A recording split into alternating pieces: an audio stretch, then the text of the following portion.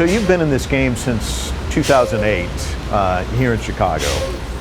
What are the differences you see in terms of not just, advances, but also, as you were just talking about normalizing this behavior in terms of how people see violence?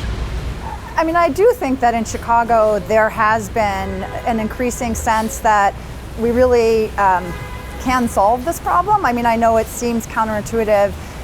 We had a huge surge in gun violence in Chicago in 2016, but that in some ways sort of, I think, shook people up enough to the point where they are really looking now much more deeply at what's driving the gun violence and what kinds of things can make a difference. And so, I think there is starting to be a real critical mass and momentum around being much smarter, much more data-driven, but frankly, much more focused on addressing the violence here in Chicago. Despite recent violence, Chicago is far from the murder capital of the U.S. For decades, it has had fewer murders per capita than many other U.S. cities with smaller populations. According to the latest figures from the U.S. Federal Bureau of Investigation, in 2017, Chicago actually ranked 14th for the number of murders among cities with at least 100,000 people. St. Louis, Missouri led the nation, followed by Baltimore, Maryland, Detroit, Michigan, and New Orleans, Louisiana. While Chicago's murder rate is far from the highest in the nation, it has led the U.S. in murder totals every year since 2012. I saw you moderate an event on the Americas, and we're focused here on Chicago and the United States, but there's a problem throughout the Americas with gun violence. Why do you think that is? And are there things that are happening in other places where you can look to and say, hey, that's working, maybe we can use that in Chicago? Yeah, I think it's important to recognize the context might be different in different places. The level of resources, who's most directly affected by the most significant violence, and that is gun violence. But what I've been really, I think, heartened to see is despite different contexts, different levels of resources, there are things that really do transcend place and context. So things like adolescent brain development are not unique to a place like Chicago. And so really being able to leverage insights about adolescent brain development and how programs like cognitive behavioral therapy that really kind of build on an understanding of adolescent brain development and ways to sort of change behaviors can look different in different places in terms of how it gets implemented. But I think that fundamental insight is really something that is useful across places. And so we've been encouraged to see Mexico and places in Brazil and Colombia and other places really kind of leveraging and sort of gleaning insights from what's happening in Chicago, but also Chicago is benefiting from what's being learned in those places as well. So things like having city leaders look across the different levers that cities have, not only think about what is the role of law enforcement, but places in Colombia are doing really innovative things, sort of a CompStat, but for cities. Looking at the role that social services, human services, as well as law enforcement strategies collectively can really best focus resources and have impact. So I think there's lots of ways to share lessons learned that you can sort of tailor for specific contexts, but really have some global lessons. And speaking of lessons learned, President Obama, the former president, was so taken by becoming a man that he actually really embraced it, didn't he? Yeah.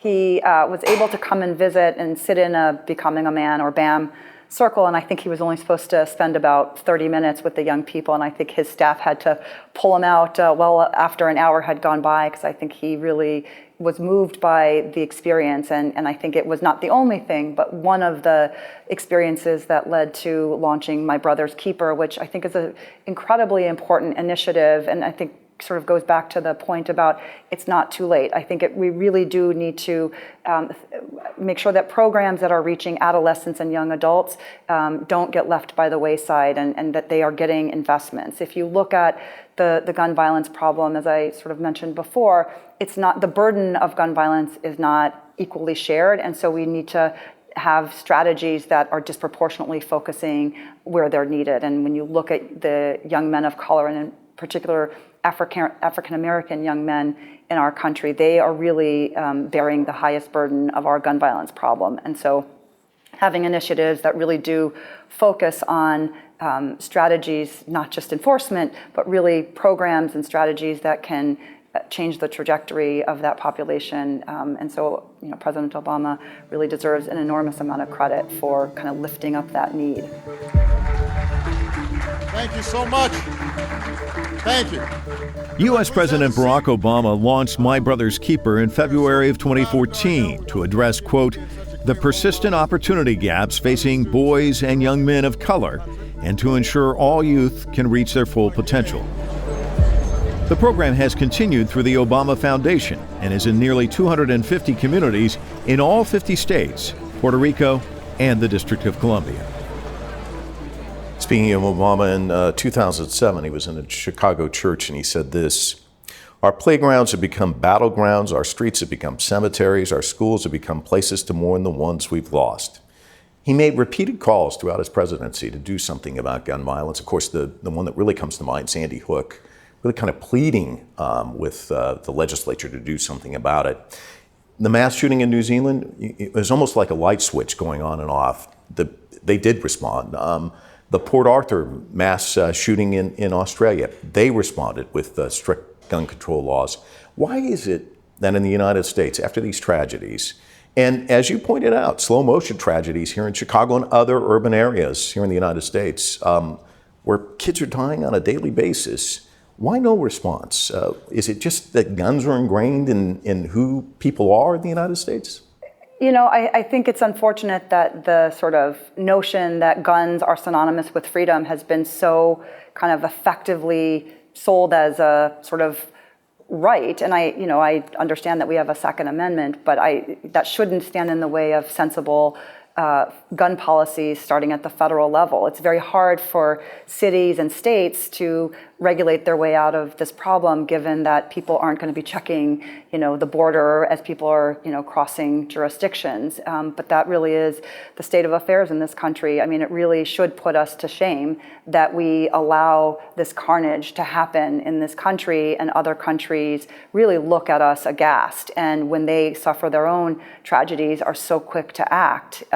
But it's sort of in that sort of reality that we've really, at the Crime Lab, tried to focus on what are things that cities can do, recognizing the challenges of getting state and federal policy change. And so trying to really focus on programs and resources and strategies that reduce the likelihood, even if guns are available, that they will be used to create harm. But it really is, shocking for especially people who live in other countries to watch what happens here and the level of carnage that we tolerate day in and day out, with not only no action, but often the action that is taken is in the opposite direction. It's to make guns more available and less regulated. What about the typical response we see after mass shootings, where it's thoughts and prayers, or we really need to look at that mental health component? I mean, you're there on the front lines. What would you say to that? I think it's really unfair to people with mental health problems to imply that they're more dangerous or more violent. I think the evidence has shown that that's not the case. They're more likely to be victims of violence, and it really is a way to divert attention away from the thing that is causing the harm, and that is the availability of firearms. It's just, it really, the sort of mental health advocacy community, I think, has made that really clear, but to no avail. The former mayor of Philadelphia, David Nutter, at an event you were at, said this: get in, look long-term, 5 to 10 years, go deep, and stay with it. You won't see results overnight. I suspect you would agree with him. Is that, it has to be gratifying working in the field you work in, but it's also got to be frustrating. It's like moving in an aircraft carrier in many respects. It's slow, it's complex. Talk to me about that. And what keeps you going day in and day out? Yeah, I think doing this work really does require a combination of patience and urgency. I feel like I come to work every day with my hair on fire, because there are young people in the city and adults who are, being killed, and that's destroying, not just their lives, but their family. It's having an impact on the community. It's having an impact on the region. And so I every day feel like we have to be doing more. On the other hand, we can't move so quickly that we don't think about, how to have the right kind of impact. If we just, as a city, threw money at the problem, we might not get the results that we need. So we do need to take the time to understand, first of all, where the need is, what is likely to really move the needle, and then, measure the impact that it's having. But, I can't imagine anything more compelling to work on. In 2014, Laquan McDonald, a 17-year-old African-American, was fatally shot by a white Chicago police officer. At the time, police reported that McDonald was behaving erratically while walking down the street, refused to put down a knife he was carrying, and lunged at the officers. 13 months later, police released dash cam video of the shooting, which showed McDonald had been walking away from police when he was shot. Eddie Johnson, the police superintendent in Chicago in 2016, said, "Our kids should not grow up thinking it's normal to hear gunfire every day." Talk to me about the trauma. You don't have to be shot to be impacted. I mean, I like to say in a lot of these urban areas, post-traumatic stress disorder is almost an epidemic, isn't it? I mean, there are other impacts here that a lot of people aren't talking about. Yeah, there's no question that the exposure to gun violence, even if you are not directly hit by a bullet, has a really negative impact on your quality of life, your ability to function. We expect young people to come to school and be able to learn reading and arithmetic and everything else when the world outside of them feels not safe at all, and understandably, they understand that it's not safe. And so, it has a huge effect on the city. And a friend of mine sort of described, it's a city that is in trauma. It's not post-traumatic, it's current, it's still happening. And certainly the neighborhoods with the highest rates of gun violence have the most pronounced and significant impacts, but I think the whole city, I think, is affected by it in all kinds of ways. And so understanding what the needs are to both serve young people who are coming to school, we can't just expect them to get their academics. We need to be supporting their social emotional needs, their trauma as well. And I think the city really needs to be doing much, much more in that regard. In the whole city, I think you made this point, you can live in a pocket where there's a lot of violence. You can be removed from that, maybe in a suburb where you feel like you're in your own little bubble where you're not impacted. But it's your city and your city's reputation. Everybody has a stake in this, don't they?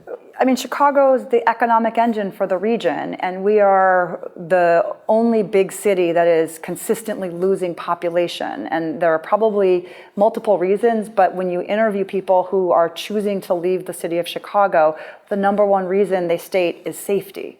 And so that's not good. We have an enormous pension obligation. If we have fewer taxpayers to pay that, the burden is higher on all of us. I would love for people to care for moral reasons, but people should care for economic reasons. Their own self-interest is at stake here as well. We want to live in a growing, vibrant global city, and if we're losing population, that certainly won't continue to be the case. One tool Roseanna supports is cognitive behavioral therapy. It's a type of talk therapy where people can become aware of negative thought patterns in order to change the way challenging situations are viewed. I asked Roseanna why it's so important to focus on this form of therapy. When you look at what's driving the violence in Chicago, or sort of the most proximate cause of the violence, I think there's a lot of conversation about gangs, a lot of news coverage about gangs, and I think in some ways that focus on gangs is a little bit misplaced. When you look at the circumstances, it's often altercations or fights that young people get into, or conflicts that young people get into over things that young people get into fights over that lead to someone ending up being shot or being killed. And while we want to, certainly think about what we can do about, not having guns readily available in those high stakes moments, there's another strategy that we can think about, which is, can we help young people more successfully navigate those high stakes moments instead of resorting to the violence? Can we help them make a better decision in the moment? And to be honest, not all the time should they not fight. There are going to be times when that might actually be the most socially productive response, but sometimes it's not. And so cognitive behavioral therapy really is sort of an approach that allows people to sort of think about their thinking and really slow down in their responses, and really reflect more before they respond kind of automatically. And we found that that sort of approach really has had an impact on reducing the likelihood of being involved in violence. So it's the human behavior piece. Correct.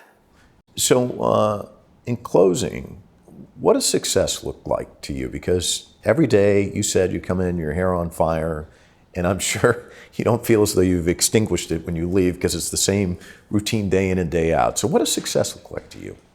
You know, I think success is not just for Chicago, but for cities around the country and frankly, even around the world, to really know what it takes to reduce the violence, and in particular, the gun violence that is really doing the most harm. And I actually feel very optimistic. This does feel like a solvable problem. I wish we were making progress more quickly, but I see progress being made here in Chicago, and I see cities looking to Chicago now and trying to emulate much of what Chicago has done, whether it's taking programs that use cognitive behavioral therapy or even some of the innovative strategies that reduce the level of enforcement from the police department while also having an impact on the violence. Cities are looking to Chicago, and Chicago is also learning from other cities. And so I think success is really getting our violence down to levels that other so-called developed or wealthy nations have. And we still have a long way to go, but I really do feel optimistic. Well, thanks for talking to us. I'll let you leave, go ignite your hair, and get back to work. Great, thank you.